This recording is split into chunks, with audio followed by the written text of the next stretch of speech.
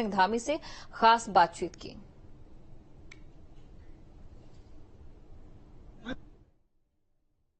2014 और 2019 के बाद ये तीसरा टर्म है जब भारतीय जनता पार्टी को उत्तराखंड की 5 लोकसभा सीटें जीतने का अवसर मिला है। उत्तराखंड के लोगों ने तीसरी बार मोदी जी को प्रधानमंत्री बनाने के लिए 5 सीटें दे दी और हमारे साथ मुख्यमंत्री जी हैं, चूंकि इन्हीं के नेतृत्व में यहां पर चुनाव लड़ा गया है, तो 5 सीटें एक बार फिर भाजपा को गई है और मार्जिन भी किसी भी सीट पर तकरीबन 1.25 लाख से कम कोई मार्जिन नहीं है।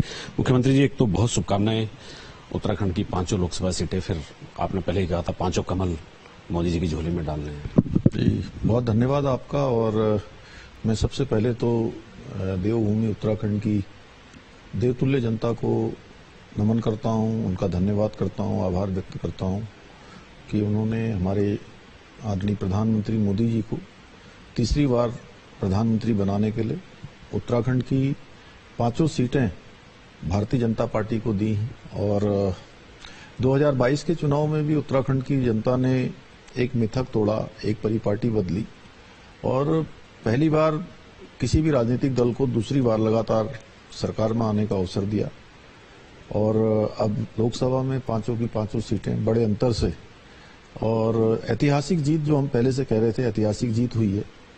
वोटिंग कम होने के बाद भी ऐतिहासिक मार्जिन है और मोदी जी के हृदय में उत्तराखंड बसता है। मैं उत्तराखंड की देवतुल्य जनता का धन्यवाद करता हूं कि जिस प्रकार से मोदी जी के हृदय में उत्तराखंड बसता है, उसी प्रकार से उत्तराखंड वासियों के दिल में मोदी जी बसते हैं। ये इस बात का प्रत्यक्ष जो वोटिंग हुई है वो उसका एक प्रमाण है। अभी जीतने के बाद अभी ऐसा कोई अवसर मिला कि प्रधानमंत्री जी को शुभकामनाएं देने के लिए या उनकी तरफ से कोई मैसेज आया हो, भाई 5 सीटें जीत गए हैं आप, तो बहुत अच्छा आपने काम किया? नहीं, यहाँ से हम लोगों के पार्टी के स्तर पर लगातार बातचीत हो रही है और आदरणीय प्रधानमंत्री जी को हम लोग शुभकामनाएं देते हैं। उनके नेतृत्व में पूरे देश के अंदर एनडीए गठबंधन की जीत हुई है और जो 10 सालों का उनका सुशासन था, 10 सालों में गरीब कल्याण की योजनाएं हैं, नौजवान युवाओं के लिए काम है, महिला उत्थान के लिए अनेक योजनाएं हैं, स्वयं सहायता समूह हैं, लखपति दीदी योजनाएं हैं, आप प्रधानमंत्री जी की आवास योजना है, उज्ज्वला योजना और स्वच्छ भारत अभियान में इज्जत घर योजना, ऐसे अनेक ड्रोन दीदी योजनाएं जो चलाई गई हैं। निश्चित रूप से मातृशक्ति का उत्थान हुआ है, नौजवान युवाओं को स्किल से जोड़ा गया है, गरीब कल्याण की योजनाएं हुई हैं, किसानों के हित में अनेक निर्णय देश के अंदर लिए गए हैं और एक स्थिर सरकार और मजबूत सरकार देश में 10 वर्षों तक चली है, जिसने पूरी दुनिया के अंदर भारत का मान सम्मान बढ़ाया है, पहचान बढ़ाई है, भारत आत्मनिर्भर भारत होने की दिशा में आगे बढ़ा है, विकसित भारत की ओर आगे बढ़ा है, startup India, make in India जैसी अनेक योजनाएं देश में चलाई गई हैं, ऐतिहासिक डिसीजन लिए गए हैं, धारा 370 का समापन हो या भगवान राम का मंदिर बनना हो, सीए का कानून लाना हो, 3 तलाक जैसी कुप्रथा का अंत हो, ऐसे अनेक कार्य हुए। नारी शक्ति बंधन विधेयक संसद में पारित हुआ है। तो देश की जनता ने इसलिए तीसरी बार उनको प्रधानमंत्री बनाने के लिए एनडीए गठबंधन को बहुमत दिया है। तो मोदी जी तीसरी बार देश के प्रधानमंत्री बनेंगे और देश को तेज गति से आगे बढ़ाएंगे। मुख्यमंत्री जी, आपने हरियाणा और हिमाचल में भी कई सीटों पे चुनाव प्रचार किया है, वो कौन कौन सी सीटें थी जहां आप गए थे? पार्टी के प्रत्याशी जीते हैं, पार्टी को फायदा हुआ है, लीडर के जाने से, इन्फ्लुएंस करने से बहुत सारी चीजें हो गई। मैं दिल्ली की सभी सीटों पर गया था और सभी सीटों पर एक बार नहीं 2-2, 3-3, 4-4 बार रोड शो में, नामांकन रैलियों में, जनसभाओं में, और हरियाणा में भी मैं लगभग 6 सीटों पर गया था।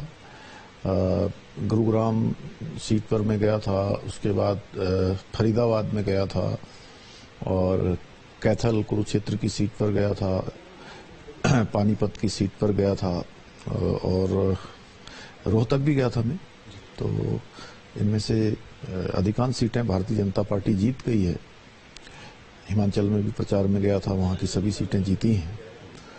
तो इस प्रकार से अलग अलग अनुभव हैं देश में, अलग अलग जगह पर, चूंकि लोगों ने समर्थन किया है, कहीं पर समीकरणों के कारण से सीटें नहीं जीत पाए हैं, लेकिन मत प्रतिशत सब जगह पर बढ़ा है।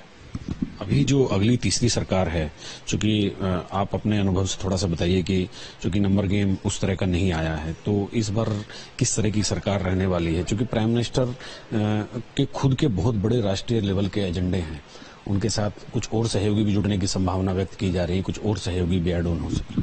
देखिए, देश की जनता ने जो बहुमत को, गठबंधन को जो बहुमत दिया है वो मोदी जी के नेतृत्व में दिया है, और पहले से तय था कि मोदी जी ही तीसरी बार देश के प्रधानमंत्री बनेंगे। इसलिए जो उनके एजेंडे हैं, विकसित भारत का संकल्प है, वो पूरा होगा। और सहयोगी लोग भी उस बात को भली भांति समझते हैं जो साथ में आए हैं कि किन मुद्दों के साथ भारतीय जनता पार्टी और मोदी जी चल रहे थे, जिसमें गठबंधन में वो है।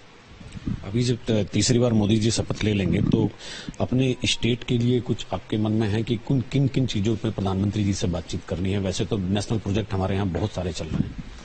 नहीं, देखिए, मोदी जी के प्रधानमंत्री बनने के बाद उत्तराखंड में 2 लाख करोड़ से भी ज्यादा की योजनाएं यहाँ स्वीकृत हुई हैं।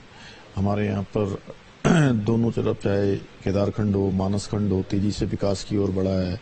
ऋषिकेश कर्णप्रयाग रेल लाइन, केदारनाथ का पुनर्निर्माण, बद्रीनाथ का मास्टर प्लान, हेमकुंड साहब का रोपवे, केदारनाथ का रोपवे, देहरादून जौलीग्रांट हवाई अड्डे का विस्तार, पंतनगर हवाई अड्डे का इंटरनेशनल हवाई अड्डा बनना, पिथौरागढ़ की यात्रा चलना, आदि कैलाश और मानसखंड की यात्रा चलना, टेहरी लेक का जो विस्तार है, उसका अपना स्ट्रक्चर है वो बनना, ऐसे अनेक कार्य हैं जो। और गुंजी का आदि कैलाश का मास्टर प्लान, कुमाऊं गढ़वाल की कनेक्टिविटी को और अच्छा करना, ये सब काम हमारी प्राथमिकता में। टनकपुर बागेश्वर रेल लाइन है, तो उन सब पर काम होना है। तो जो काम चल रहे हैं वो काम तेजी से आगे बढ़ेंगे, और कुछ जो नए काम हैं हमने, जैसे गंगा कॉरिडोर हम बना रहे हैं देहरादून के ऋषिकेश और हरिद्वार में, इसी प्रकार से टनकपुर शारदा नदी पर जो है शारदा कॉरिडोर बन रहा है, कैंची धाम का मास्टर प्लान है, यमुनोत्री का रोपवे है। इन सभी पर चूंकि केंद्र सरकार की लगातार सहायता मिलती रही है, डबल इंजन के कारण से ये काम तेजी से चले हैं। मोदी जी तीसरी बार प्रधानमंत्री बनेंगे तो ये सब काम आगे बढ़ेंगे। तो हमारे साथ हैं मुख्यमंत्री पुष्कर सिंह धामी जी। तो 5 सीटें तीसरी बार, ये एक हैट्रिक है 5 लोकसभा सीटों की, यानी ये एक राज्य की हैट्रिक है भारतीय जनता पार्टी के पक्ष में। तो उन्होंने बताया कि आगे प्रधानमंत्री जी के सामने वो उत्तराखंड से जुड़े हुए किन किन मुद्दों पर बातचीत भी करने वाले हैं। अपने सहयोगी कैमरामैन सोनी कुमार के साथ न्यूज स्टेट के लिए देहरादून से अजीत सिंह राठी।